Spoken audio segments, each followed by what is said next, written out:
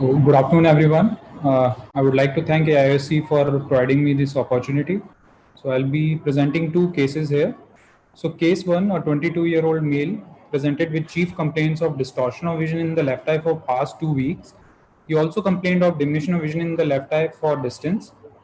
He did not complain of any ocular pain, redness, or photophobia. There were no complaints in the right eye, and he did not have any known systemic illness. On examination, the visual acuity in the right eye was 6.6 and in the left eye was 6.12, which improved to 6.9 with refractive correction. The pupillary reaction in both the eyes was brisk with no relative afferent pupillary defect. The anterior segment examination was unremarkable. There were no AC or retrolental cells in either of the eyes. The fundus examination showed that the vitreous was clear in the left eye. The optic disc seems to be normal. There is no excavatory abnormality which can be noted in the optic disc. There is no optic disc edema. A shallow neurosensory retinal elevation can be seen at the posterior pole centered at the fovea of roughly 2 disc diameter in diameter, and subtle RP changes can be noted in the supranasal part of the macula. However, no underlying choroidal pathology can be seen. And also the neurosensory detachment is limited to the macular area, is not connected with the optic nerve head. The peripheral retinal examination of this eye was normal, and the fundus in the other eye was also normal. So we make a clinical diagnosis of acute onset, since it was only 2 weeks, central serous chorioretinopathy. So what to do in such a case when a patient comes to you, a healthy young male or female comes to you with complaints of distortion of vision? You should first confirm whether the distortion is present or not, or whether the patient is perceiving a blurring of vision or splaying of the images as a distortion. Then perform OCT to document and rule out other pathologies.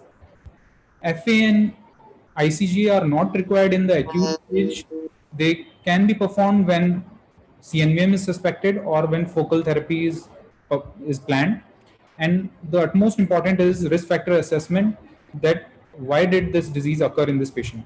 So the Amsler chart in this patient showed distortion of the lines, and there was banding in of the lines as shown by the red circle, suggestive of micropsia. The SDOCT of this patient's left eye showed a neurosensory detachment at the fovea, at the macula, with clear contents. The contents may be hyperreflective also if it's a fibrinous case of CSE, but in this patient it was clear. There was no choroidal neovascular membrane seen, and the neurosensory detachment, as we can see in the OCT, is not extending nasally toward the optic nerve head. It has no connection with the optic nerve head, and prominent choroidal vessels may also be seen beneath the retinal pigment epithelium. So management in such a case should be risk factor modification if there are any, lifestyle modification, but in this patient there were no risk factors and observation was advised. So take home message in this case is CSE is a common retinal pathology that causes distorted vision. An Amsler chart should be done to confirm and document distortion, and OCT should be done to document NSD and PD and rule out other causes of neurosensory detachment at the posterior pole and look for CNVM in chronic cases. Now, case 2, a 54-year-old male patient presented with complaints of diminution vision in right eye since 2 days. He also had flashes and floaters in that eye 1 week ago. There were no other ocular complaints in either of the eyes, and he did not have any systemic. The visual acuity in the right eye was 6.18, which did not improve, and the left eye was 6.9, which improved with pinhole to 6.6. The intraocular pressure was 10 and 14 in both the eyes, in right and left eye respectively. So what to do in such a patient? Take a relevant history, perform a focused slit lamp examination and posterior segment examination. And so in history, the patient had new onset floaters and flashes of light, and the patient did not give any history of trauma. He did not have any history of use of high-powered glasses or any previous retinal treatment. On anterior segment examination, there were retrolental pigments present in the anterior vitreous in the right eye, suggestive of tobacco dusting or Scheffer sign, and there was nucleus sclerosis grade 2 cataract in both the eyes. So posterior segment examination, if we see the macular and the posterior pole image, there is a shallow detachment which can be seen involving the fovea, which may be missed if non-mydriatic examination is performed. However, on a dilated fundus examination, we can see there is a quadrantic RD which is involving the supratemporal quadrant. A supratemporal lattice is there with a horseshoe tear at the lateral margin, and there is also a pigmented lattice in the inferonasal periphery.